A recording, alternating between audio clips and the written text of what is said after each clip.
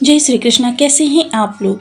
इस समय पर मायावी राहु केतु का जो ये जाल है, ये आपके लिए किस तरीके से प्रभावी होने जा रहा है, क्योंकि यह इंद्रजाल जो है वो बहुत ज़्यादा महत्वपूर्ण मायने रखता है किसी भी कुंडली में।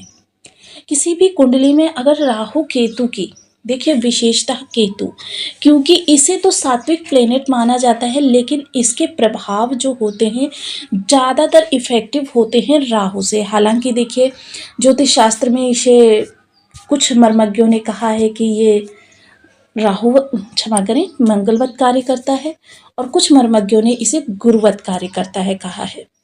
तो ये बेहद महत्वपूर्ण हो जाता है कि क्या प्रभाव प्राप्त होने जा रहे हैं, क्योंकि सबसे महत्वपूर्ण भाव है आपका अष्टम भाव। क्योंकि अष्टम भाव बहुत सारी ऐसी चीज़ों से रिलेटेड होता है जो आपके जीवन में गोपनीयता से संबंधित होती हैं। गोपनीयता किन चीज़ों की, और इसका महत्वपूर्ण संबंध धन से भी होता है। यह सबसे महत्वपूर्ण इफेक्ट डालता है, क्योंकि सप्तम दृष्टि हर ग्रह के पास होती है।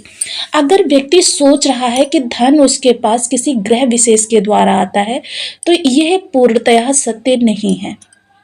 धन आता है आपके कारक ग्रह से।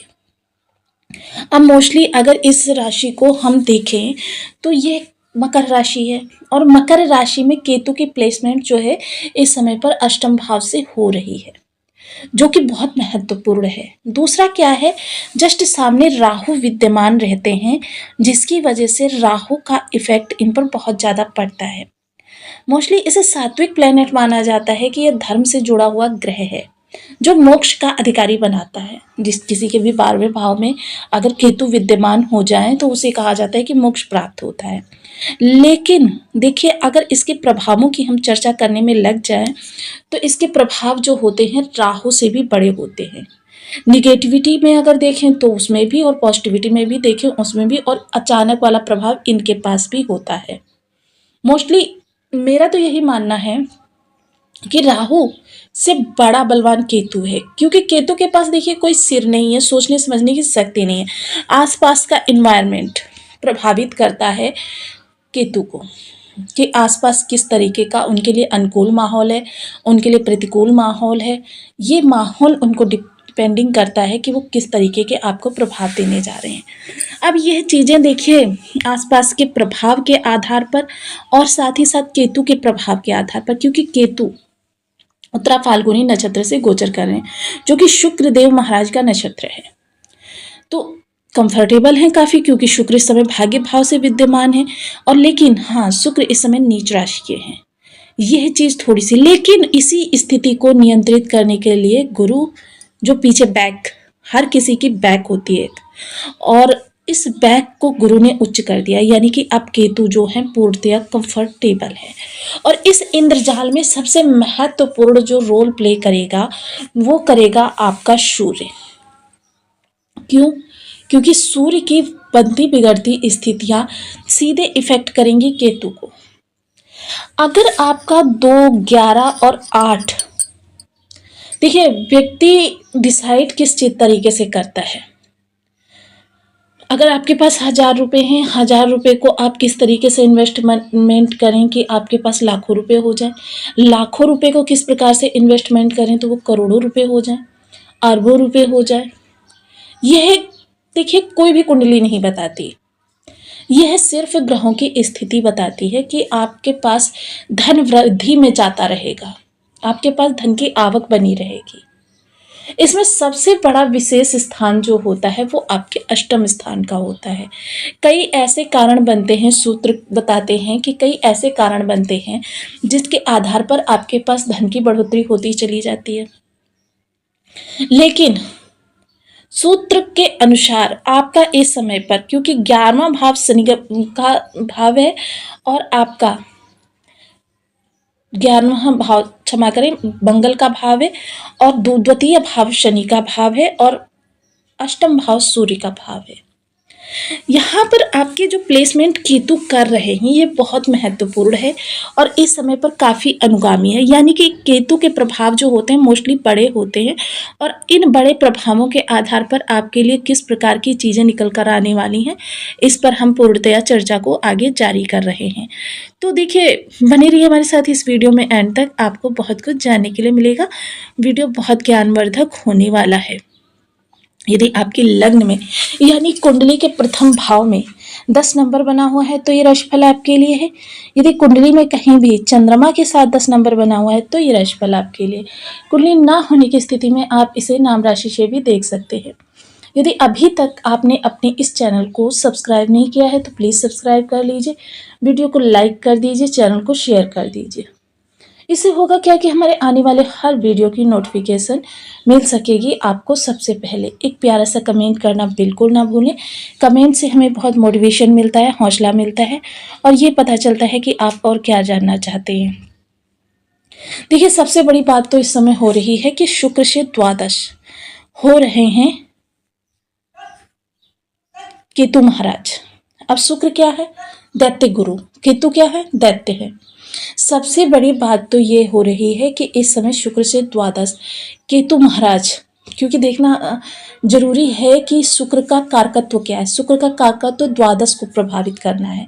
द्वादश को ये इतना ज़्यादा बढ़ा देते हैं कि द्वादश जो होता है वो एकदम बलवान हो जाता है, ऐश्वर्य से भरपूर हो जाता है। यानी कि केतु को इस समय शुक्र के माध्यम से ऐश्वर्यकारी धन लाभ के लिए प्रेरित करेंगे और केतु आपके लिए अचानक मार्ग प्रशस्त करेंगे।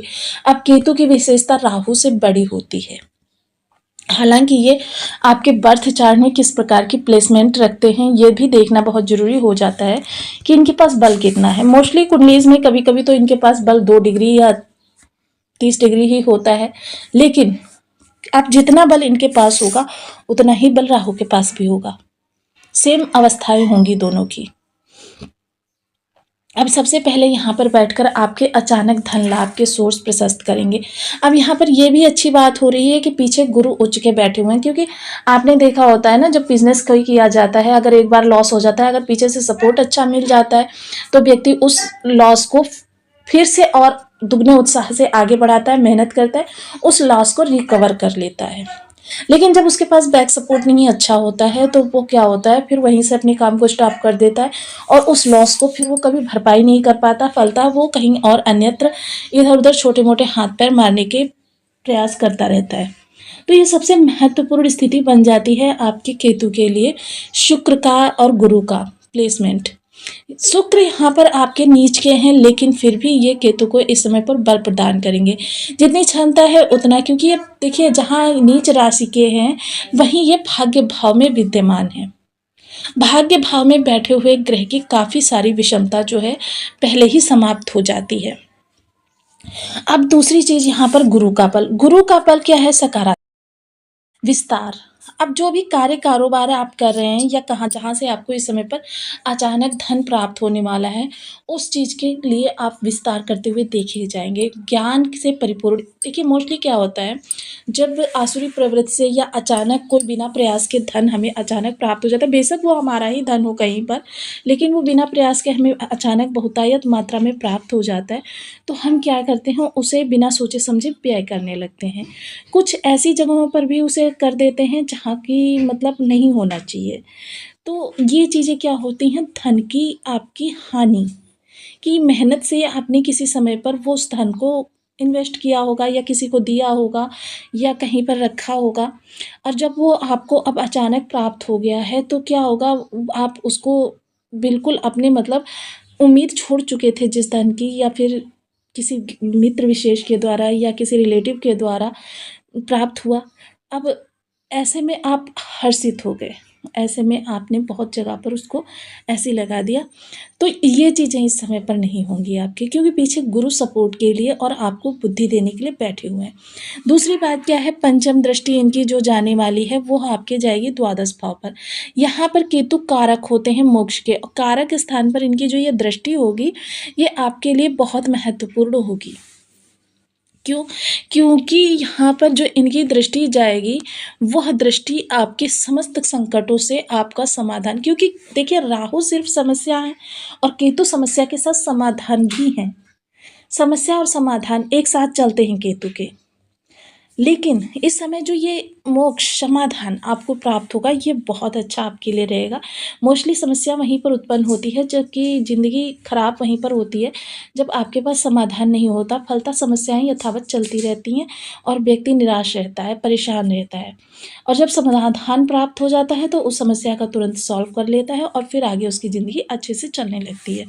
सप्तम दृष्टि धन भाव पर जाएगी, तो ये आपकी वाणी सात्विक, पवित्र, पोलाइट, जो भी नम्र कहें, सुशील, सुसभ्य, सुसंस्कृत कह सकते हैं, वाणी रहने वाली है। लोगों को अपने प्रभाव में लेने की क्षमता होगी।